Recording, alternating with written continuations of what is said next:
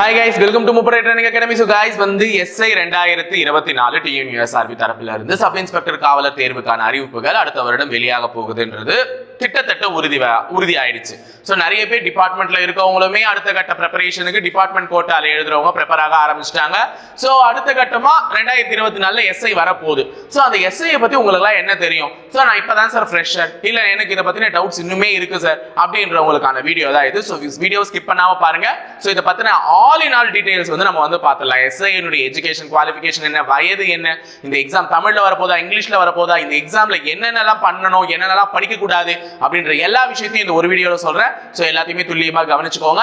ஓகேங்களா? எஸ்ஐகள் பலவிதம், ஒவ்வொன்றும் ஒரு விதம். எக்ஸாம் தமிழில ஆங்கிலத்தில அப்படின்றத இந்த வீடியோல நீங்க பார்க்க போறீங்க. சோ வீடியோவை ஸ்கிப் பண்ணாம பாத்தீங்கன்னா தான் அந்த எஸ்ஐ பத்தின ஒரு அவேர்னஸே உங்களுக்கு கிடைக்கும். ஓகேவா? சோ நம்ம நார்மலா வந்து ஒரு சப் இன்ஸ்பெக்டர் எக்ஸாம் போனோம்னா எல்லாருமே பேசிக்கா சொல்றது என்னன்னு பாத்தீங்கன்னா ஒரு டிகிரி முடிச்சிருக்கணும்.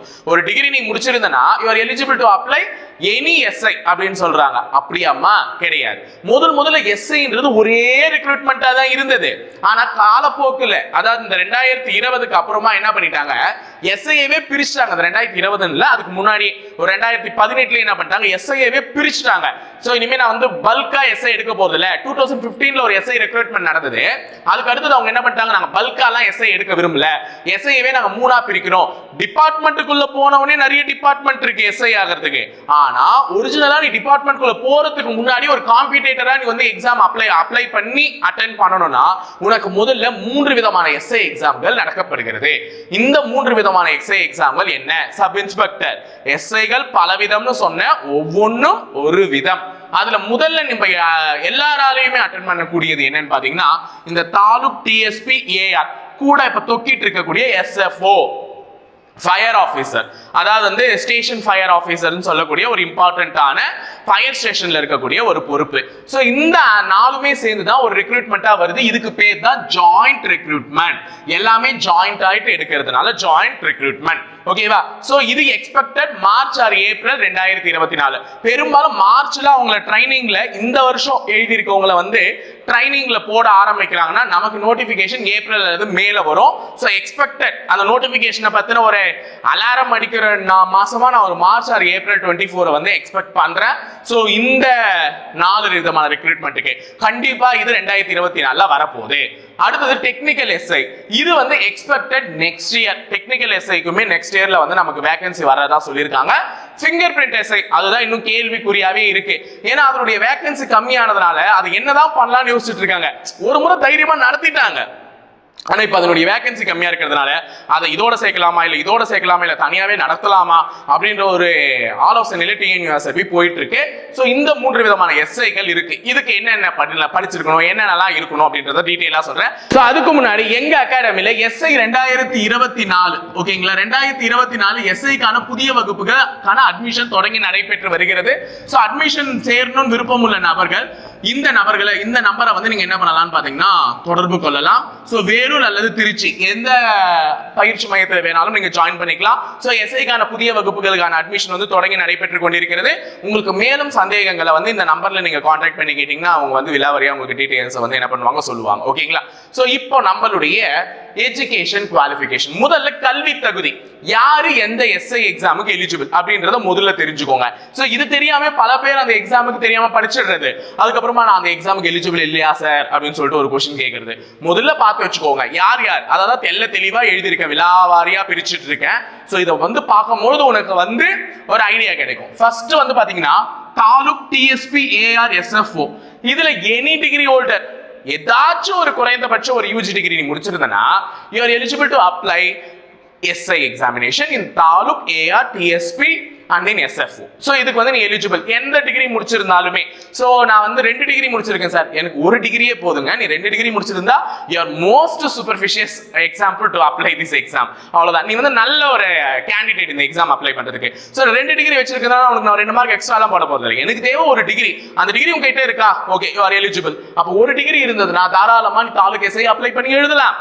ஓகேவா? அது எந்த டிகிரியா இருந்தாலும், இன்ஜினியரிங் ஆயிரு, டாக்டர் ஆயிரு, யாரா வேணா இரு, வக்கீல் ஆயிரு, எதுவா வேணா இரு, நீ போலீஸ் எக்ஸாம் எழுதலாம். நான் ஏன் சார் வக்கீலுக்கு போயிட்டு போலீஸ் வருவான்? நிறைய பேர் துறையோ மாத்தி வராங்க, அது நடக்கிற கதை தான். சரி வாங்க அடுத்தது fingerprint SI. Fingerprint எஸ்ஐக்கு அவங்க ஸ்பெசிஃபிக்கா ஒரு டிகிரியை தான் கேட்குறாங்க, டிகிரி இன் சயின்ஸ். சார் சயின்ஸ்னா physics, chemistry, botany, zoology, biotechnology படிக்கணுமா சார்? பிஎஸ்சி உனக்கு முன்னாடி இருந்துச்சுனாலே you are bachelor in science டிகிரின்னா அர்த்தம். ஓகேவா? பிஏன்னு இருந்துச்சுன்னா அது என்ன அர்த்தம்? Bachelor in arts. Arts, BA history, BA English, BA Tamil, இவங்க எல்லாம் பேச்சுலர் இன் ஆர்ட்ஸ். ஆனா அவங்க கேட்கறது பேச்சுலர் இன் சயின்ஸ். ஓகேவா? அப்ப அவங்க கேட்கிற அந்த சயின்ஸ் டிகிரி வந்து பிஎஸ்சின்னு போட்டவங்க. சார் நான் மேக்ஸ் தானே சார் படிச்சிருக்கேன், எனக்கு சயின்ஸ் சப்ஜெக்டே படிக்கலையே. பிஎஸ்சின்னு இருக்காமா? சார் நான் நர்சிங் படிச்சிருக்கேன். பிஎஸ்சின்னு இருக்காமா? அப்ப முன்னாடி யாருக்கெல்லாம் பிஎஸ்சின்ற டிகிரியை வந்து ஃபாலோ பண்ணி உன்னுடைய டிகிரி வருதோ, ஸ்பெசிஃபிக்கான மேஜர் சப்ஜெக்ட் வருதோ, அவங்க எல்லாருமே எந்த எஸ்ஐ எக்ஸாமுக்கு எலிஜிபிள்? ஃபிங்கர் பிரிண்ட் எஸ்ஐக்கு எலிஜிபிள். அப்ப ஃபிங்கர் பிரிண்ட்டுக்கு அப்ளை பண்ண போறவங்க BSc computer science, BSc maths, இந்த மாதிரி எதுவா வேணா இருக்கலாம். பட் பிஎஸ்சின்னு இருக்கணும், பேச்சுலர் இன் சயின்ஸ் இருக்கணும். Next technical SI. டெக்னிக்கல் எஸ்ஐல as for now அதாவது இப்போதைய அடிப்படையில் என்ன கொடுத்திருக்காங்கன்னா, டிப்ளமோ இன் இசிஇ நீ செகண்ட் கிளாஸ் எடுத்திருந்தா கூட பரவாயில்ல. உடனே கேட்டுறாதீங்க ஃபர்ஸ்ட் கிளாஸ் சார் அப்ப நான் எலிஜிபிள் இல்லையான்னு. செகண்ட் கிளாஸே எலிஜிபிள்னா ஃபர்ஸ்ட் கிளாஸும் எலிஜிபிள் தான், ஃபர்ஸ்ட் கிளாஸ் வித் டிஸ்டிங்ஷனும் எலிஜிபிள் தான். அப்போ டிப்ளமால குறைந்தபட்சம் நீ 2வது தரத்திலேயாவது தகுதி பெற்று இருக்கணும். எந்த டிபார்ட்மெண்ட்டை சேர்ந்தவங்க? இசி டிபார்ட்மெண்ட்டை சேர்ந்தவங்க. இதே பி ஈஸி டிபார்ட்மெண்ட்டை பிஇல படிச்சிருக்கவங்க என்ன பண்ணலாம் பாத்தீங்கன்னா, அப்ளை பண்ணலாம் டெக்னிக்கல் எஸ்ஐக்கு. சோ இது வந்து இப்போதைய அடிப்படையில் அவங்க வந்து எஜுகேஷனல் குவாலிஃபிகேஷனா ஃபிக்ஸ் பண்ணிருக்காங்க. ஆனா ட்ரிபிள்இயும் சிஎஸ்சியையும் அப்ரோச் பண்ணிருக்காங்க. ஏன் அப்படின்னா, சோ அவங்க சொல்லக்கூடிய 7 யூனிட்ல ட்ரிபிள்இ யூனிட்ஸுமே கவர் ஆகுது, சிஎஸ்சி யூனிட்ஸுமே கவர் ஆகுது. ஏன் அந்த பசங்களுமே எழுதலாம் இல்ல? சோ காம்படிஷன் கொஞ்சம் அதிகமாகும்ல அப்படின்னு சொல்லிட்டு அவங்க ஒரு எக்ஸ்பெக்டட் சொல்லியிருக்காங்க. ஆனா அது எக்ஸ்பெக்டேஷன்ல தான் இருக்கு, இன்னும் ரியாலிட்டியில அப்ளை ஆகல. சோ அது ஒரு கருத்து கணிப்பு. ட்ரிபிள்இ டிபார்ட்மெண்ட்டையும் சிஎஸ்சியும் சேர்க்க சொல்லி மேபி இந்த ரெக்ரூட்மெண்ட்ல சேர்த்தாங்கன்னா ட்ரிபிள்இ ஸ்டூடெண்ட்ஸ்க்கும் சிஎஸ்சி ஸ்டூடெண்ட்ஸ்க்கும் ஒரு வரப்பிரசாதமா போகும். இப்போதைக்கு அவங்க இல்ல, நோட்டிபிகேஷன் வந்தா பார்க்கலாம். நான் அதனால தான் எக்ஸ்பெக்டட் அப்படின்னு எழுதிருக்கேன். சோ அப்போ டெக்னிக்கல் எஸ்ஐக்கு எலிஜிபிள் இசி ஸ்டூடெண்ட்ஸ். டிப்ளமால செகண்ட் கிளாஸ் படிச்சிருக்கலாம், இல்ல பிஇசி படிச்சிருக்கலாம். தாலுகையாருக்கு எனி டிகிரி. அதே மாதிரி ஃபிங்கர் பிரிண்ட்டுக்கு டிகிரி இன் சயின்ஸ் பிஎஸ்சி இருக்கணும். ஓகேவா? சோ அடுத்தது ஏஜ், வயது வரம்பு. சோ நிறைய பேருக்கு இந்த வயது வரம்புல அந்த கொரோனாக்காக கொடுத்த 2 வருஷம் இருக்குமா தளர்வுகள் அப்படின்னா, கண்டிப்பா நோட்டிபிகேஷன் வரும்போது டிக்ளேர் பண்ணுவாங்க, மேக்சிமம் தளர்வுகள் கொடுக்கப்பட்டு தான் இருக்கும். என்ன சார் சொல்றீங்கன்னா, ஆமாமா அந்த வருஷத்தினுடைய பாதிப்பு ஒரு சைக்கிள் வந்து நம்ம கவர் ஆகிற வரைக்கும் கண்டிப்பா அந்த தளர்வுகள் இருக்கத்தான் செய்யும். அதனால நீங்க வந்து அதை நினைச்சு பயப்படாதீங்க.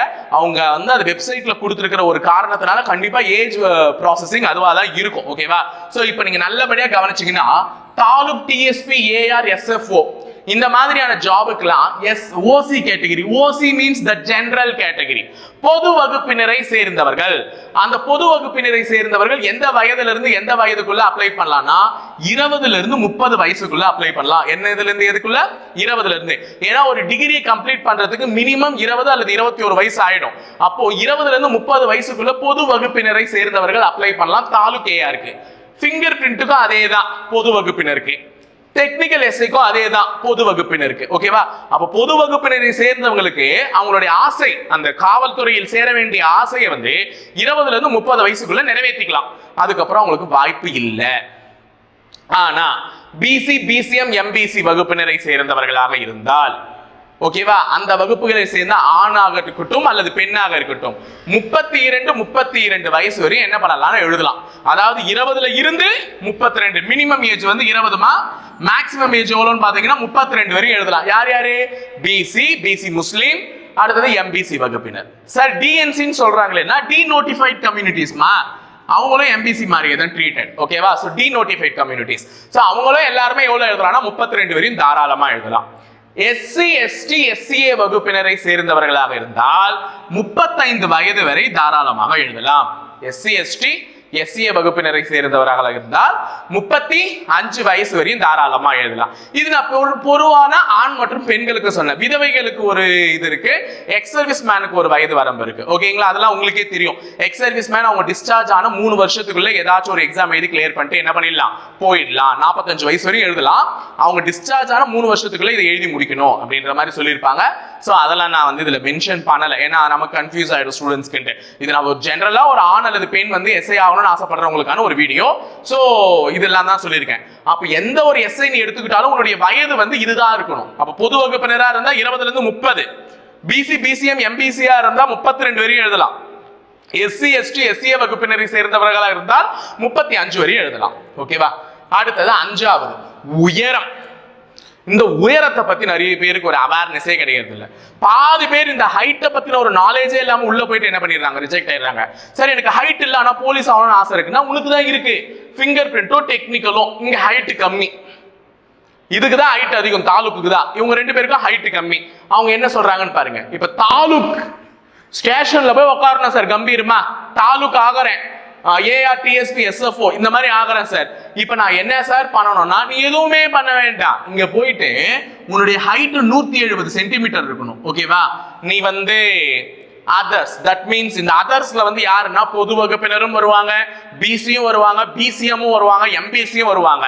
சோ எஸ்சி எஸ்டி எஸ்சிஏ பிரிவினரை தவிர மீதம் இருக்கக்கூடிய அனைவருமே நான் அதர்ஸ் தான் டிக்ளேர் பண்ணிருக்கேன் இந்த இடத்துல உயரத்துல.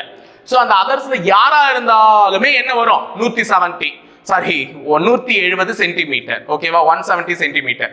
அதே எஸ்சி எஸ்டி எஸ்சிஏ வகுப்பினரை சேர்ந்தவர்களாக இருந்தால் 167, 3 சென்டிமீட்டர் அவங்களுக்கு தள்ளுபடி, ரிலாக்ஸேஷன் இருக்கு. இதுவே உமன், பெண்கள், இது ஆண்களுக்கு சொல்லியிருக்கேன். இங்க பக்கத்துல இருக்கிறது பெண்களுக்கு சொல்லியிருக்கேன். பெண்கள் அதர்ஸா இருந்தா, அதாவது வந்து எம்பிசி பிசி பிசிஎம் பொது வகுப்பினர் அவங்கள சேர்ந்தவங்களா இருந்தா 159 சென்டிமீட்டர் இருக்கணும். இதே எஸ்சி எஸ்டி எஸ்சிஏ வகுப்பினரை சேர்ந்தவர்களாக இருந்தால், பழங்குடி இனத்தவர்களாக சேர்ந்தவர்களாக இருந்தால் 157 சென்டிமீட்டர் இருக்கணும். டிரான்ஸ்ஜெண்டர்ஸ்க்கும் அதே தான் வரும், பெண்களுக்கு இருக்கக்கூடிய அதே ஹைட் உயர வரம்பு தான் இருக்கும். சோ ஃபிங்கர் பிரிண்ட் இது வந்து தாலுக்கு தான், ஃபிங்கர் பிரிண்ட்டுக்கு கம்மி. ஃபிங்கர் பிரிண்ட்டுக்கு பாருங்க, பசங்களுக்கே 163 சென்டிமீட்டர் இருந்தா போதும். அப்போ உயரம் இல்லையேன்னு கவலைப்படுறவங்க கூட எஸ்ஐ ஆகணும்னு ஆசை இருந்தா எதுக்கு போலாம், ஃபிங்கர் பிரிண்ட்டுக்கு போலாம். சோ ஃபிங்கர் பிரிண்ட்டுக்கு 163. இதே அதே 3 சென்டிமீட்டர் தள்ளுபடி அவனுக்கும் இருக்கு, எஸ்சி எஸ்டி வகுப்பினரை சேர்ந்தவங்களுக்கு. சோ அதே 3 சென்டிமீட்டர் தள்ளுபடி பண்ணா 160 சென்டிமீட்டர். பெண்களாக இருக்கக்கூடிய பட்சத்துல 154 அந்த அதர்ஸ்க்கு. சோ அவங்களுக்கு அகைன் ஒரு 2 சென்டிமீட்டர் தள்ளுபடி பண்ணி எஸ்சி எஸ்டி எஸ்சிஏ வகுப்பினரை சேர்ந்தவர்களாக இருந்தால் 152. டெக்னிக்கல் எஸ்ஐ இவங்களுக்கு 163 சென்டிமீட்டர் கொடுத்திருக்காங்க. சோ அவங்களுக்கு வந்து 160 கொடுத்திருக்காங்க. சோ 154, அடுத்தது 152. சோ அந்த உயர வரம்பு வந்து பாத்துக்கோங்க எவ்வளவு இருக்குன்னு. சோ இதுல எதுல நீ வர, பெண்களா இருந்தா அந்த இடத்தை பாருங்க, ஆண்களாக இருந்தால் இந்த இடத்தை பாருங்க, தெளிவாயிடுங்க. ஓகேவா? சோ அடுத்த விஷயம் 6வதா நம்ம பார்க்க போறது செஸ்ட். இது ஆண்களுக்கு மட்டும்தான் மார்பளவை வந்து அளக்கிறது. சோ ஆண்களுக்கு வந்து ஃபிங்கர் பிரிண்டா இருந்தா உனக்கு செஸ்ட் மெஷர்மெண்டே கிடையாது, நாட் அப்ளிகபிள் அப்படின்னு சொல்லிட்டு பாருங்க. ஓகேவா? ஃபிங்கர் பிரிண்ட் எஸ்ஐக்கு எதை மெஷர் பண்ண மாட்டாங்க, செஸ்ட் மெஷர்மெண்ட் பண்ண மாட்டாங்க. ஆனா டெக்னிக்கல் எஸ்ஐக்கும் செஸ்ட் மெஷர்மெண்ட் இருக்கு, தாலுக் எஸ்ஐக்கும் செஸ்ட் மெஷர்மெண்ட் இருக்கு. சோ என்ன அப்படின்னு பாத்தீங்கன்னா, டெக்னிக்கல் எஸ்ஐக்கு 80 சென்டிமீட்டர் இருக்கணும் செஸ்ட் மெஷர் பண்ணும்போது. எக்ஸ்பான்ஷன் விரிந்த நிலையில் 5 சென்டிமீட்டர் எக்ஸ்ட்ரா ஆட் ஆகணும், அதாவது 85 சென்டிமீட்டர் இல்ல அதுக்கு மேல போலாம்.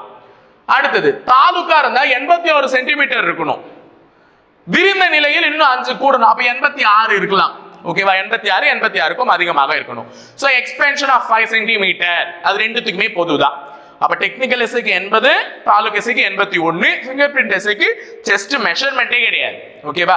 சோ லாஸ்ட் முக்கியமானது, இவ்வளவு நேரம் நீ படிச்சது கல்வி தகுதி என்னன்னு தெரிஞ்சுக்கிட்ட, வயது என்னன்னு தெரிஞ்சுக்கிட்ட, ஹைட் என்னன்னு தெரிஞ்சுக்கிட்ட, செஸ்ட் மெஷர்மெண்ட்ஸ்லாம் இருக்கா இல்லையான்னு தெரிஞ்சுக்கிட்ட.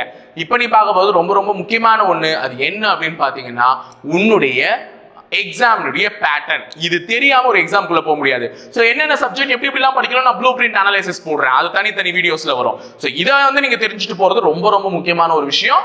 சோ இது வரைக்கும் பாருங்க எக்ஸாமுக்கான தேர்வு பேட்டர்ன். எல்லாத்தினுடைய மார்க்க முதல்ல சொல்லிருக்கேன். நான் தான் சொன்னல ஆரம்பத்தில் ஒவ்வொன்றும் ஒரு விதம், ஒரு எஸ்ஐயும் வேற வேற விதம். ஃபர்ஸ்ட் நமக்கு சொல்லியிருக்கிறது 70 மார்க். எது? Taluk SI. Taluk SI 70 mark தான். இது finger print SI 85 mark, technical SI 80 mark. என்ன சார் சொல்றீங்க, இது 70, இது 85, இது 80? எல்லா எக்ஸாமே 100 மார்க், அது ஃபர்ஸ்ட் தெரிஞ்சுக்கோ. மேக்ஸிமம் ஒரு தேர்வுக்கு எத்தனை மார்க்னா 100 மார்க். இந்த 100 மார்க் பிசிக்கல், ரிட்டன், இன்டர்வியூ அப்படின்னு பிரியும், 3 இதுவா பிரியும். அதுல இந்த 100 மார்க்ல 70 மார்க் தாலுக் எஸ்ஐல நீ ரிட்டன் எக்ஸாம்க்கு எழுத போற. அப்ப 100க்கு 70 மார்க் ரிட்டன். அப்ப பேலன்ஸ் 30 எங்க? அதை தான் அடுத்து பார்க்க போறோம். அடுத்து ஃபிங்கர் பிரிண்ட்ல 100க்கு 85 மார்க் ஃபிங்கர் பிரிண்ட் ரிட்டன்ல எழுதிடுறேன். அப்ப 5 மார்க் தான் பேலன்ஸே இருக்கு. அப்ப இவங்களுக்கு பிசிக்கலே கிடையாது. அடுத்தது டெக்னிக்கல் எஸ்ஐல 80 மார்க் இருக்கு. அப்ப அவங்களுக்கும் பிசிக்கலே கிடையாது. என்னன்றதெல்லாம் நான் அடுத்தடுத்த ஸ்லைட்ல சொல்றேன். ஓகேவா? ஃபர்ஸ்ட் இதை தெளிவா பாத்துக்கோங்க. இப்போ இவங்க 140 கொஸ்டின் எழுதி அதுக்கு 70 மார்க் எடுக்க போறாங்க. தாலுக் எஸ்ஐல 140 கேள்வி எழுதி 70 மார்க். ஃபிங்கர் பிரிண்ட் எஸ்ஐல 170 கேள்வி எழுதி 85 மார்க். அதாவது ஒரு கேள்விக்கு அரை மார்க் தாங்க தருவேன். ஒரு கேள்விக்கு அரை மார்க் தான். அப்ப 140 கேள்வி எழுதுனா 70 மார்க், 170 கேள்வி எழுதுனா 85 மார்க். இங்க 160 கேள்வி எழுதுனா 80 மார்க், 160 கேள்வி எழுதுனா 80 மார்க். அப்போ எல்லாத்துலயுமே ஆஃப் மார்க் தான் உனக்கு கொடுக்கப்படும். ஒரு கேள்விக்கு அரை மார்க். சோ எக்ஸாம் எப்படி நடக்கும்? தாலுக் எஸ்ஐ தமிழ் இங்கிலீஷ் பைலிங்குவலா நடக்கும். தமிழ்லயும் கொஸ்டின் பேப்பர் இருக்கும், இங்கிலீஷ்லயும் கொஸ்டின் பேப்பர் இருக்கும். தனித்தனியா கொடுக்க மாட்டாங்க, சேர்த்தே கொடுப்பாங்க. ஃபிங்கர் பிரிண்ட் தமிழ்லயும் இருக்கும், இங்கிலீஷ்லயும் இருக்கும். சோ டெக்னிக்கல் இங்கிலீஷ்ல மட்டும் தான் இருக்கும். நான் இதை எழுதிட்டேன், அடிச்சிடுறேன். ஓகேவா? டெக்னிக்கல் எதுல மட்டும் தான் இருக்கும்? இங்கிலீஷ்ல மட்டும் தான் இருக்கும் question paper. Technical SA only on English. Maybe Tamil எடுத்துட்டு வர்றதுக்கான வாய்ப்புகள் இருக்கான்னு தெரியல, ஆனா இங்கிலீஷ் தான். ஓகேவா? சோ அதுக்கு அடுத்தது 80 கேள்விகள். இந்த 140 கேள்விகள் சொன்னல, அதுல 80 கேள்விகள் பொது அறிவு ஜிஎஸ்ல இருந்து கேட்கப்படும், 60 கேள்விகள் உளவியல்ல இருந்து கேட்கப்படும். உங்களுக்கு எக்ஸ்ட்ரா தமிழ் தகுதி தேர்வு நடைபெறும். தமிழ் தகுதி தேர்வு நடைபெறும். ஓகேவா? இது தாலுக் எஸ்ஐக்கு. ஃபிங்கர் பிரிண்ட்க்கு 170 கேள்வியில 110 கொஸ்டின் ஜிஎஸ்ஏ, 110 கொஸ்டின் ஜிஎஸ்ஏ. அதுல நீ எதை ரொம்ப முக்கியத்துவம் கொடுத்து படிக்கணும்னா சயின்ஸ். சயின்ஸ் தான் அதிகமா முக்கியத்துவம் கொடுத்து படிக்கணும். கிட்டத்தட்ட 55 மார்க் இருக்கு உங்களுக்கு ஜிஎஸ்ல. 110 ஒரு கேள்விக்கு அரை மார்க்னா 55 மார்க். அப்ப அந்த 55 மார்க்ல ஜிஎஸ்க்கு அவ்வளவு வெயிட்டேஜ் கொடுத்துருக்காங்கன்னா சயின்ஸ்ல ரொம்ப வெயிட்டேஜா இருக்கும். ஏன்னா ஃபிங்கர் பிரிண்ட் எஸ்ஐ சயின்ஸ் பத்தினது. சோ சயின்ஸ் நல்லா படிச்சுக்கோங்க. 60 கேள்வி உளவியல், அசால்ட், தாறுமாறு, தக்காளி சோறு நல்லா போட்டுருவீங்க. அப்போ இந்த 110 ஒரு 60 தான் 170 கேள்வி. இங்கேயும் தமிழ் தகுதி தேர்வு இருக்கும். இங்கேயும் என்ன இருக்கும்? தமிழ் தகுதி தேர்வு உள்ளதே. அடுத்தது டெக்னிக்கல் எஸ்ஐல 80 மார்க் 160 கொஸ்டின் சொல்லிட்டோம். இந்த 160 கொஸ்டின்ல 60 கொஸ்டின் ஜிஎஸ். நீங்க என்ன ஜிஎஸ் படிக்கிறீங்களோ அதே தான் ஃபிங்கர் பிரிண்ட்டுக்கு யூஸ் ஆக போகுது, டெக்னிக்கலுக்கு யூஸ் ஆக போகுது. சோ எக்ஸ்ட்ரா 100 கேள்விகள் இருக்க போது அந்த 100 கேள்விகள் உன்னுடைய டெக்னிக்கல் சப்ஜெக்ட்ஸை பத்தி இருக்கும். Triple E, CSC, EC department subjects ரிலேட்டடா கொஸ்டின்ஸ் இருக்கும், ப்ராப்ளம்ஸும் இருக்கும். சால்வ் பண்ண கத்துக்கோங்க. சோ உங்களுக்கு இங்கேயுமே தமிழ் தகுதி தேர்வு வைப்பாங்க. ஏன்னா கொஸ்டின் பேப்பரே தமிழ்ல இல்லையா, ஆனா தமிழ் தகுதி தேர்வு இருக்கிற மாதிரி தான் சொல்றாங்க. பாப்போம் அது என்னன்றது நோட்டிபிகேஷன் வந்தோடனே. நம்மதுக்கு தேவை இல்லைன்னு நினைக்கிறேன். பாப்போம். தமிழ் தகுதி தேர்வு இருக்கிற மாதிரி தான் சொல்லியிருக்காங்க. பட் ஆனா ஓகேவா? சோ இதெல்லாம் உன்னுடைய இது. இப்ப 100 மார்க்குக்கு 70 இங்க, 85 இங்க, 80 இங்கன்னு பாத்தீங்க. இப்ப நான் அதை பத்தின லாஸ்ட் ஸ்டைல்ல சொல்றேன். தாலுக் நீ வர அப்படின்னா 70 மார்க் ரிட்டர்ன் போயிடுச்சு. 70 மார்க் எதுக்கு போயிடுச்சு? ரிட்டர்ன். பேலன்ஸ் 30 இருக்கா? அந்த 30ல பாஞ்சி பிசிக்கல், 5 மார்க் உன்னுடைய என்எஸ்எஸ், என்சிசி, ஸ்போர்ட்ஸ் எதனா சர்டிபிகேட் வச்சிருந்தா கொடுப்பாங்க. மிச்சம் 10 மார்க் இன்டர்வியூ. ஓகேவா? அப்ப தாலுக்ல 70 mark return, 30 மார்க்ல 5 physical, 5 NSS, NCC, sports, 10 interview. இது ஃபிங்கர் பிரிண்ட். எஃபினா ஃபிங்கர் பிரிண்ட்மா. இதுல எவ்வளவு பேலன்ஸ் மார்க்? 85 ரிட்டர்ன் சொன்னேன். ஓகேவா? 85 ரிட்டர்ன். அப்ப 15 பேலன்ஸ். அந்த 15ல 5 மார்க் என்எஸ்எஸ், என்சிசி, வேற என்னது ஸ்போர்ட்ஸ், இதுக்கு கொடுப்பாங்க எக்ஸ்ட்ரா மார்க்ஸா. 10 மார்க் இங்க இன்டர்வியூ. அப்ப 15 மார்க் டேலி ஆகி 100 ஆயிடுச்சா? இது ஃபிங்கர் பிரிண்ட். அப்ப இவங்களுக்கு பிசிக்கல் கிடையாது. அப்ப பிசிக்கல் யாருக்கு தான்? தாலுக். ஏன்னா செஸ்ட் மெஷர்மெண்ட்டே இல்ல ஃபிங்கர் பிரிண்ட்டுக்கு. அப்ப பிசிக்கலும் கிடையாது. வெறும் ஐட்டம் மட்டும் செக் பண்ணிட்டு நீ எலிஜிபிள் தான் எலிஜிபிள்னு சொல்லிட போறாங்க. Last technical. சோ டெக்னிக்கல்ல 80 கேள்வி ரிட்டர்ன் பார்த்துட்டோம். 80 கேள்வி ரிட்டர்ன். அப்ப பேலன்ஸ் எவ்வளவு நின்னுச்சு? 20 மார்க். இவங்களுக்கு பிசிக்கல் கிடையாது. ஆனா இந்த மார்க் 3 வகையா பிரியும். இன்டர்வியூ எல்லாருக்குமே இன்டர்வியூக்கு 10 மார்க்மா. லாஸ்ட் ஸ்டேஜ் ஆஃப் செலக்ஷனே இன்டர்வியூ தான். அப்ப எல்லாருக்குமே இன்டர்வியூ இருக்கு, இன்டர்வியூக்கு 10 மார்க் இருக்கு. சோ 20ல 10 மார்க் இன்டர்வியூக்கு போயிடுச்சு, மிச்சம் 5 எங்க போகும்? ஒரு 5 வழக்கம் போல நான் என்எஸ்எஸ் கொடுக்குறேன், என்சிசி கொடுக்குறேன், ஸ்போர்ட்ஸ் கொடுக்குறேன் அப்படின்னு சொல்லிடுவாங்க. இன்னொரு 5 மார்க் இருக்குல்ல, அந்த 5 மார்க் உன்னுடைய எஜுகேஷன் குவாலிஃபிகேஷனுக்கு. எஜுகேஷன் குவாலிஃபிகேஷன் தட் மீன்ஸ் நீ உன்னுடைய டிகிரியில சூப்பரா படிச்சிருந்தா உனக்கு அந்த மார்க்கை கொடுப்பாங்க. தட் மீன்ஸ் சூப்பர்ன்ற மீன்ஸ் நீ எலக்ட்ரானிக்ஸ் டிபார்ட்மெண்ட் படிச்சிருந்தா உனக்கு ஒன்று, அந்த எலக்ட்ரானிக்ஸ்லேயே அந்த டிப்ளமோ ப்ளஸ் இதெல்லாம் படிச்சிருந்தா உனக்கு ஒரு மார்க், அந்த மாதிரி மார்க்ஸ் அவார்ட் பண்ணுவாங்க. டிஃப்ரெண்ட் கேட்டகரிஸ் ஆஃப் மார்க்ஸ் அதுக்குமே கேட்டகரைஸ் பண்ணியிருக்காங்க. ஸோ அது நமக்கு என்னன்றது அவசியம் கிடையாது, பட் ஆனால் தெரிஞ்சு வச்சுக்கோங்க, அது எஜுகேஷனல் குவாலிஃபிகேஷனை பேஸ் பண்ணி கொடுக்கக்கூடிய மார்க்ஸ் அந்த 5 மார்க்ஸ். ஓகேவா? ஸோ இதுதான் தெரிஞ்சுக்கிட்டீங்க. ஸோ எஸ்ஐயை பற்றின லூக் அண்ட் கார்னர் ஓரளவுக்கு நான் எல்லாமே புரிய வச்சிருக்கேன் நம்புறேன். ஸோ எஸ்ஐகள் பலவிதம், ஒவ்வொன்றும் ஒரு விதம், அதில் என்னென்ன விஷயங்கள் இருக்குன்றதெல்லாம் தெளிவுபடுத்தியிருக்கேன். ஸோ இந்த தாலுக் எஸ்ஐக்காகவும் இந்த ஃபிங்கர் பிரிண்ட் எஸ்ஐக்காகவும்லாம் எப்படிலாம் நீங்கள் ப்ரிப்பேர் ஆகலாம்னு சொல்கிறத நான் அடுத்தடுத்த வீடியோவில் வந்து நான் வீடியோவாக மேக் பண்ணி போடுறேன். ஸோ தொடர்ந்து உங்களுடைய சப்போர்ட்ஸை கொடுங்க, தொடர்ந்து பாருங்க. முப்படை பயிற்சி மையத்தோட இணைந்து கண்டிப்பாக இந்த வரக்கூடிய தேர்வை எதிர்நோக்கி வெற்றிக்காக காத்திருங்கள். ஓகேங்களா? ஸோ இணைந்திருங்க காவலர்களை, தொடர்ந்து பயணிப்போம் முப்படை பயிற்சி மையத்தோட. நன்றி, வணக்கம்.